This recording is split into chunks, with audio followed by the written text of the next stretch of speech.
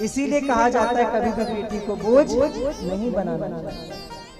तो कहते सुदामा जी के वहां दरिद्रता थी, गरीबी थी, लेकिन उनका भगवान पर से विश्वास कभी नहीं उठा।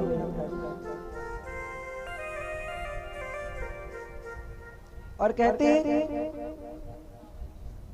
एक बार भगवान को जब भक्तों का दुख नहीं देखा गया, तब स्वयं भगवान आ गए।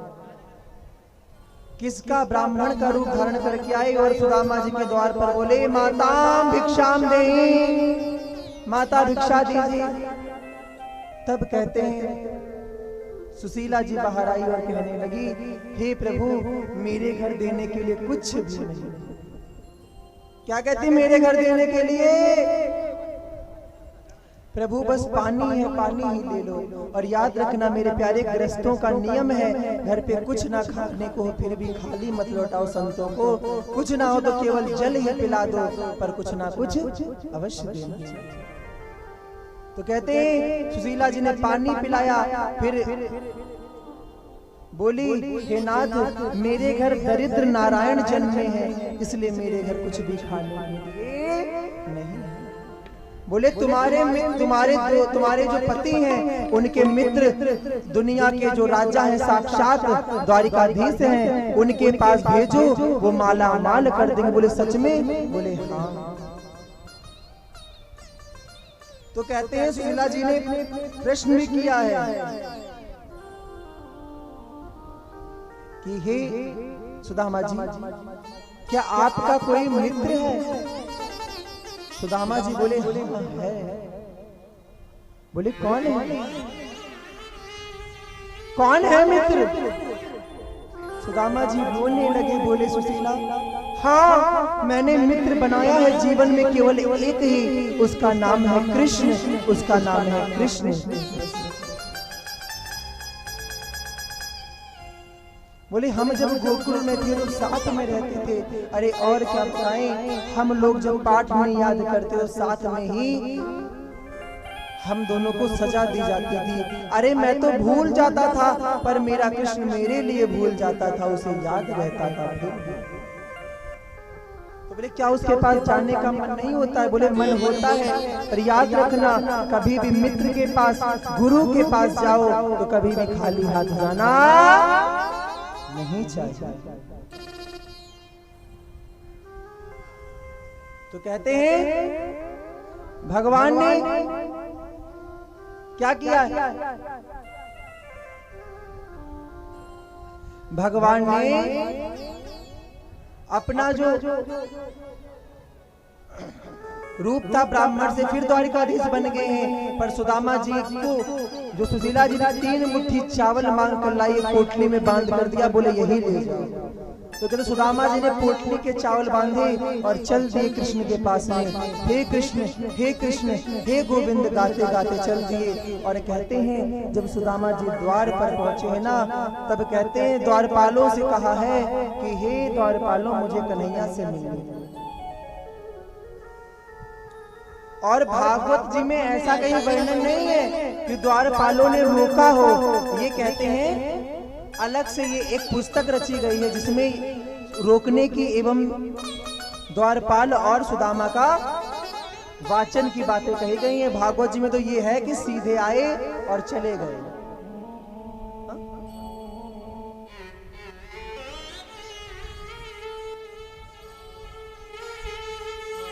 तो कहते हैं जब सुदामा जी ने कहा, तब एक द्वारपाल गया और भगवान से कहने लगा, शीश पगाना जगा तन पे प्रभु, आने को अहि बसे कही ग्रामा। और उनकी हालत कैसी है? धोती फटी सी, डटी लुपटी सी, और उपाय की नहीं सामा। द्वार खड़ो तुझ दुर्लभ एक, रहो चकिसो सुधा भिरामा। पूछत दीन दयाल को नाम। भगवान ने दीन दयाल ने पूछा उसका नाम क्या है? गरीब ब्राह्मण कौन है, क्या नाम है? बोले पूछत दीन दयाल सो नाम, बतावत आपनो नाम सुदामा। सुदामा सुदामा सुदामा सुन करके भगवान दौड़ते हुए भाग चले।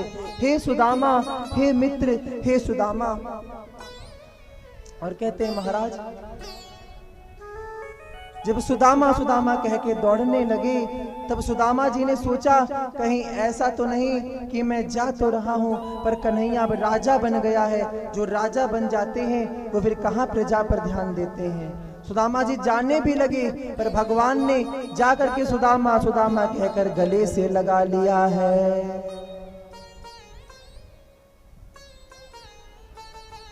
और कहते हैं सारी प्रजा देखने लगी, रुक्मणी जी देखने लगे, अरे राम रे, ये सुदामा भगवान के मित्र थे।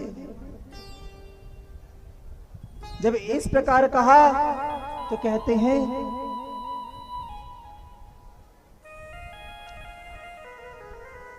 सुदामा जी ने भगवान के साथ में आए और आकर के भगवान ने उनको बिठाया है अपने राजमहल में ला करके। और कहते हैं जब राजमहल में ला करके बिठाया तो रुक्मणी से कहा है जल लेकर के आओ, पर रुक्मणी जल लेने गई, तब तक भगवान के क्या हुए, देख सुदामा की दीन दशा, करुणा करके करुणा निधि रोए, पानी परात को हाथ छुयो नहीं, नैनन के पग से जल धोए। सुदामा सुदामा कह के जल धोए। रुक्मणी जी ने कहा अरे जल की भी आवश्यकता नहीं, प्रभु ने आंसुओं से ही सब कर। अच्छा मेरे प्यारे, एक तुम्हें रहस्य की बात बताऊं, अगर आप लोग ध्यान से सुनो, एक रहस्य की बात है तुमको बताऊं कि भगवान ने सुदामा के चरण अपने आंसुओं से ही क्यों धोए। क्यों धोए मालूम है? नहीं मालूम है तो सुनो। सुदामा जी पिछले जन्म में कौन थे? पिछले जन्म में सुदामा जी वो केवट थे। कौन थे? केवट थे। और जब भगवान गंगा पार करने के लिए गए तो कहते हैं केवट ने भगवान के चरण गंगा से धुले, गंगा माँ के जल से धुले और कठौता में जल लेकर के उसका चरणोदक लिया है।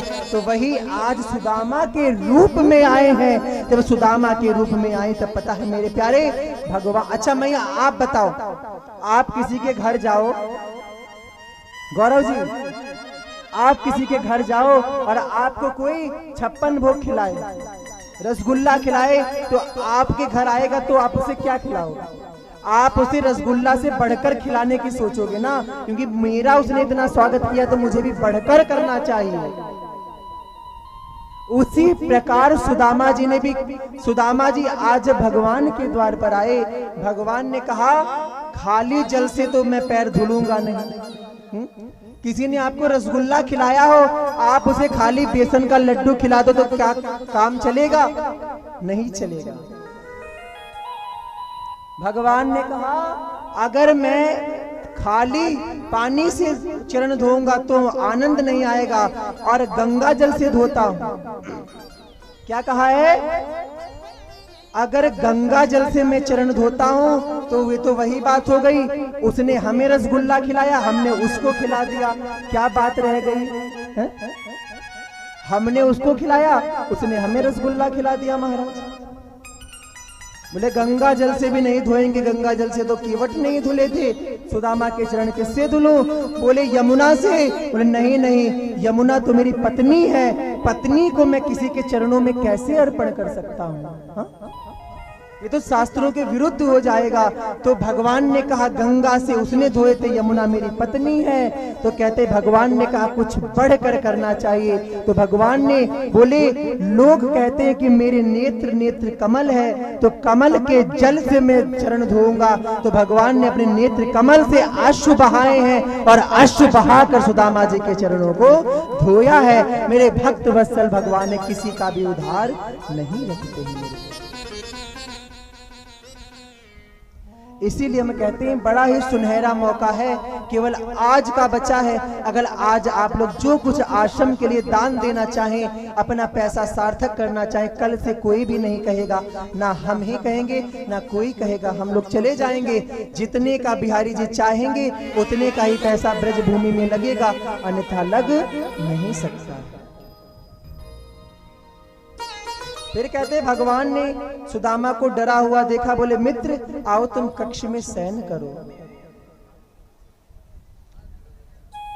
तो कहते हैं सुदामा जी ने भगवान के कक्ष में लेटे हैं और सुदामा जी के चरण भगवान दबाने लगे। बोले अरे नहीं नहीं लाला ठीक है। बोले अरे ऐसे कैसे ठीक है। भगवान चरण दबा रहे हैं सुदामा जी के और बतला रहे हैं। बोले मित्र,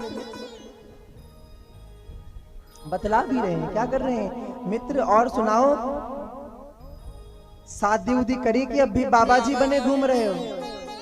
सुदामा जी बोले नाना कन्हैया शादी तो करी है, तेरी भाभी का नाम सुशीला है। बोले अच्छा, हमें लगा बहुत बाबा बैरागी वाली बातें करते थे तो शादी ही ना करी हो। बोले नहीं नहीं करी है। बोले करी है तो मुझे क्यों नहीं बुलाया। बोले लाला तू तो राजा था और हम गरीब कैसे बुलाते।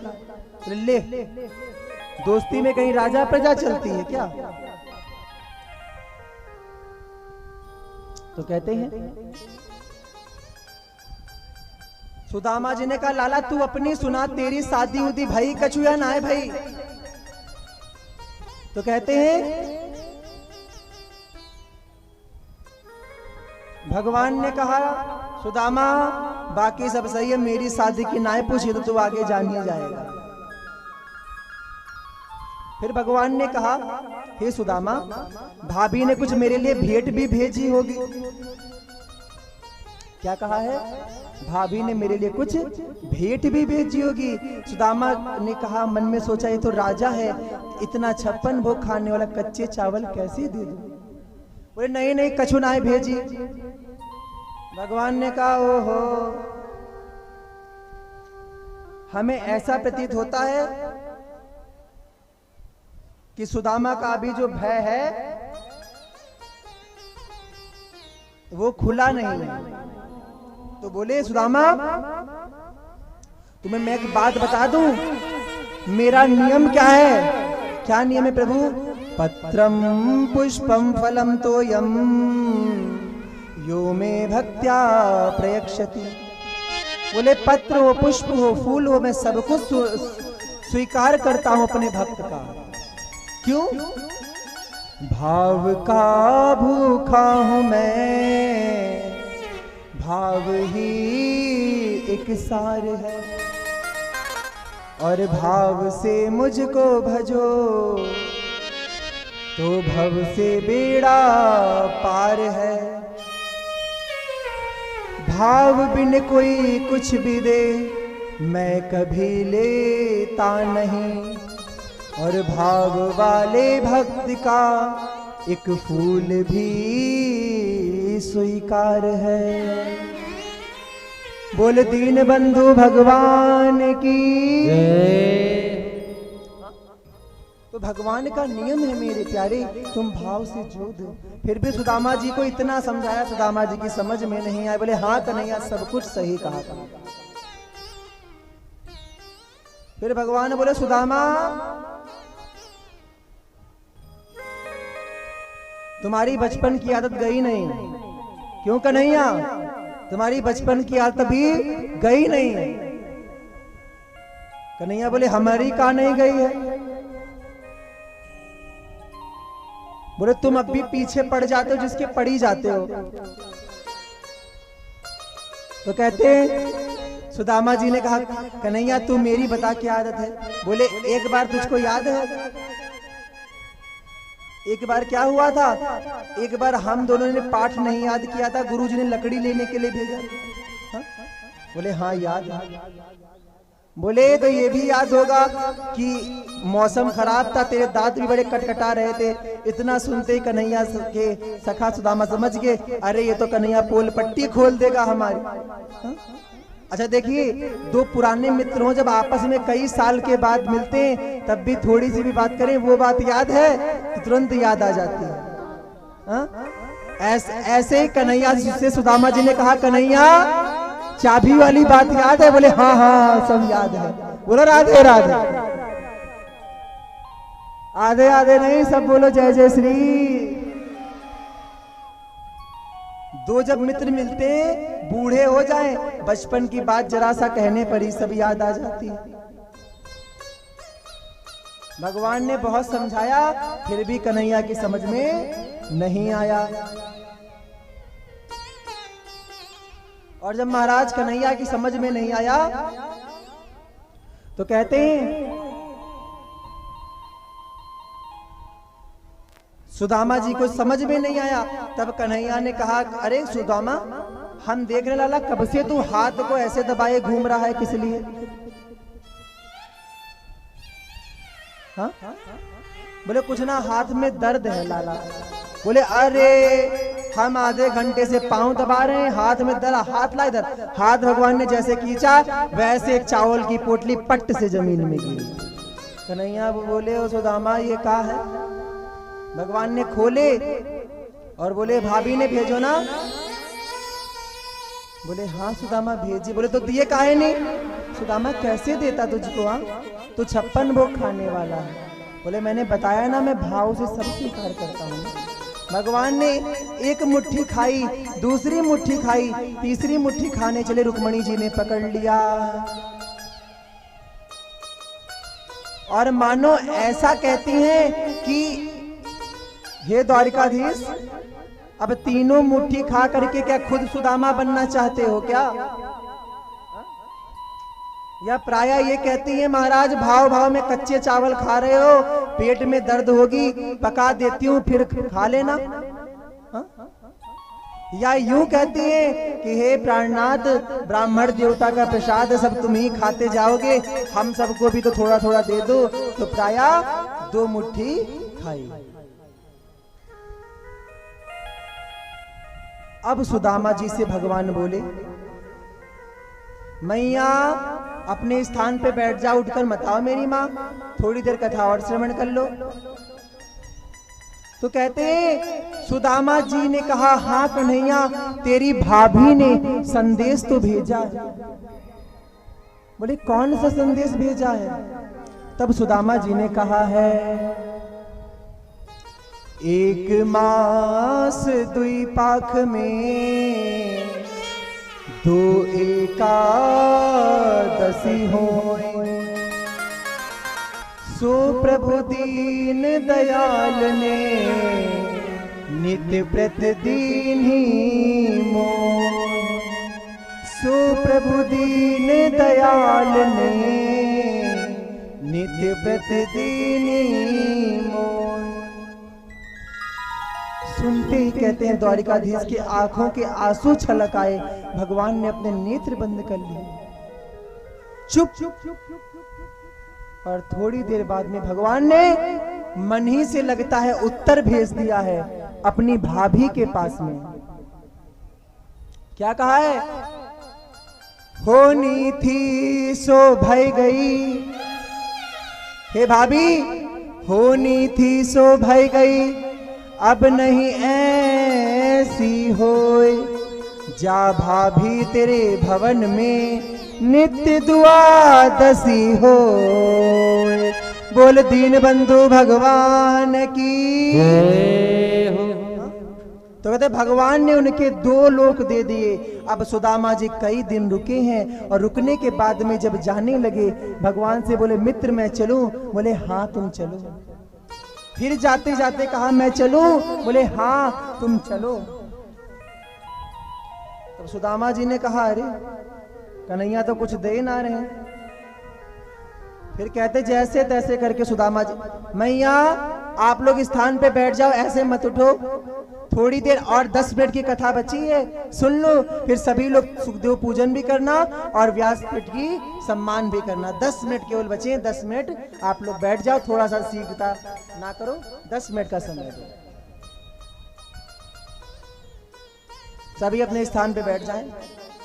तो कहते महाराज सुदामा जी जब चले आए, सोचा अरे धन की आस तो सुशीला को थी, मुझे जो चाहिए था वो मिल गया। सुदामा को कृष्ण ने गले लगा लिया, बहुत बड़ी बात है। ऐसा सोचते सोचते जब अपनी सुदामापुरी में आए तो देखा क्या सुदामा जी की झोपड़ी ही गायब हो गई। और क्या हुआ? और कहते हैं सुदामा जी ने जब अपने राज्य में आए, देखा झोपड़ी गायब, सोचा ओ हो, लगता है आंधी में हमारी झोपड़ियां कहीं उड़ गई है।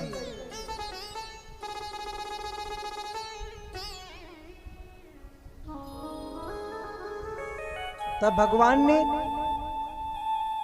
सुदामा जी किनारे खड़े हो गए और दासियों को पता चला सुदामा जी आ गए। बोले महारानी सुदामा जी आ गए।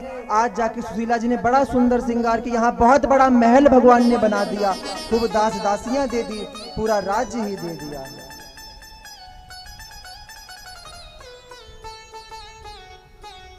और कहते हैं जब सुशीला जी आई सब जयकारा करने लगे, बोल सुदामा जी महाराज की जय। सुदामा जी ने सोचा हो सकता है यहाँ के राजा का भी नाम सुदामा हो, किनारे हट गए।